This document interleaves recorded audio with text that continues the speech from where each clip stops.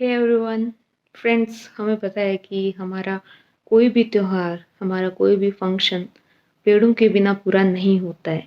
कुछ ना कुछ, कोई ना कोई रस्म या फिर कोई रीति रिवाज ऐसा ज़रूर होता है जो किसी ना किसी तरीके से पेड़ों से रिलेटेड होता है। फ्रॉम द वेरी चाइल्डहुड हमें ये बताया जाता है कि पेड़ पौधे हमारे लिए कितने ज़्यादा ज़रूरी हैं। सिर्फ इसलिए नहीं कि वो हमें ऑक्सीजन देते हैं, बट इसलिए भी क्योंकि वो एक कार्बन सिंक के तौर पर काम करते हैं।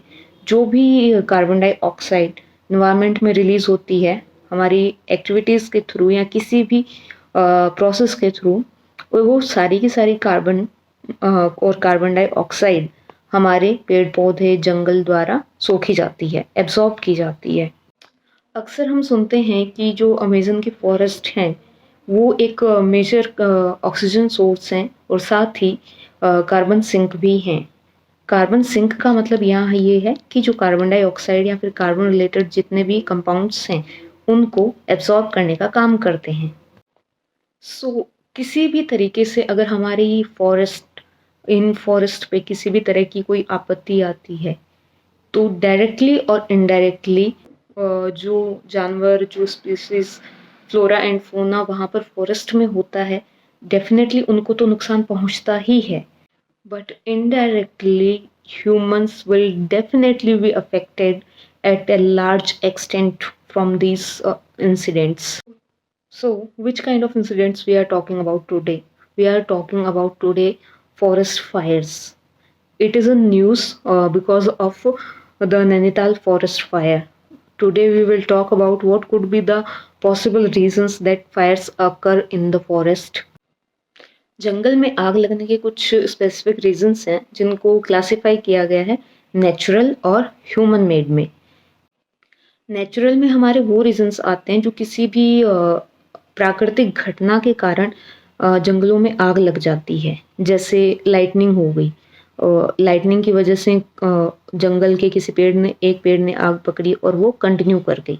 इसके अलावा हाई टेम्परेचर्स, देखिए जंगल में कुछ ऐसे पेड़ होते हैं जो वह किसी एक पर्टिकुलर टेम्परेचर के बाद उसके पत्ते सूख जाते हैं और फिर वो आग पकड़ लेते हैं। इसके अलावा ह्यूमिडिटी का कम होना, अगर पेड़ों में नमी कम होगी मतलब पत्ते सूखेंगे, तो बेसिकली वहीं हाई टेम्परेचर और लेस ह्यूमिडिटी दोनों कंबाइन करके एक नेचुरल रीजन बनाते हैं जिससे जंगलों में आग लग सकती है।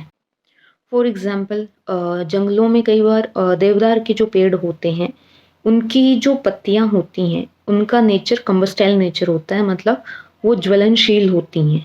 तो एक पर्टिकुलर टेम्परेचर पर और या फिर ह्यूमिडिटी कम होने के साथ या किसी भी और रीज़न से जैसे फ्रिक्शन वगैरह के कारण भी वो आग पकड़ सकती हैं and it could lead to forest fire. But most of the reasons जो देखे गए हैं वो ह्यूमन एक्टिविटीज़ के कारण ही देखे गए हैं। जैसे कि नैनीताल फॉरेस्ट फायर में जो फॉरेस्ट ऑफिसर्स हैं उनकी रिपोर्ट में निकल कर आया है कि वहाँ की जो आग लगी है जंगल में वो कुछ मिस्चीवियस एलिमेंट्स, मतलब कुछ लोग थे जो अपनी खेती को वहाँ पे खेती करने के बाद जो नीचे का बच जाता है उसको जला रहे थे और उन्होंने इस बात पर ढंग से गौर नहीं किया कि उन्होंने जो आग एक पर्टिकुलर एरिया में लगानी थी वो वहाँ से एक्सटेंड होकर जंगल तक पहुँच गई और वो एकदम से बहुत ज़्यादा बढ़ गई। इसी के साथ कुछ और रीजंस हो सकते हैं, जैसे कचरा जलाने की कोशिश की जा रही हो और गलती से वो आग पकड़ ले। इसके अलावा कोई शॉर्ट सर्किट, जैसे कोई वायर वहाँ से जा रही हो, वायरिंग हो और वहाँ में पर शॉर्ट सर्किट हो जाए और कोई सूखी हुई पत्तियाँ आग पकड़ लें, तो ऐसे केस में फॉरेस्ट फायर लग सकती है। इसी के साथ कई बार जो हंटर्स होते हैं, जो शिकारी होते हैं, वो शिकार करने के लिए भी आग का प्रयोग करते हैं and sometimes it could lead to forest fire and a bigger event that cause damage to the forest. कुछ लोग इलीगल डिफॉरेस्टेशन को भी छुपाने के लिए आग का प्रयोग करते हैं, जैसे उन्होंने इलीगल तरीके से पेड़ काट दिए और उसका सबूत मिटाने के लिए वो उनके नीचे की बची हुई जड़ों या तनों को जलाने की कोशिश करते हैं, तो ऐसी कोशिश में भी आग लग सकती है। These are some possible reasons जो ह्यूमन एक्टिविटीज़ के कारण जंगल में आग को बढ़ावा दे सकते हैं या फिर आग को लगा सकते हैं।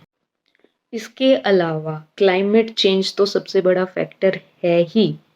ये हम अच्छे से बात करेंगे कि how climate change can lead to forest fires. जैसे आपके लास्ट ईयर्स में अमेजन फॉरेस्ट में, ऑस्ट्रेलिया के फॉरेस्ट में आग लगी, उनका जो मेन रीज़न बताया गया वो था आपका क्लाइमेट चेंज।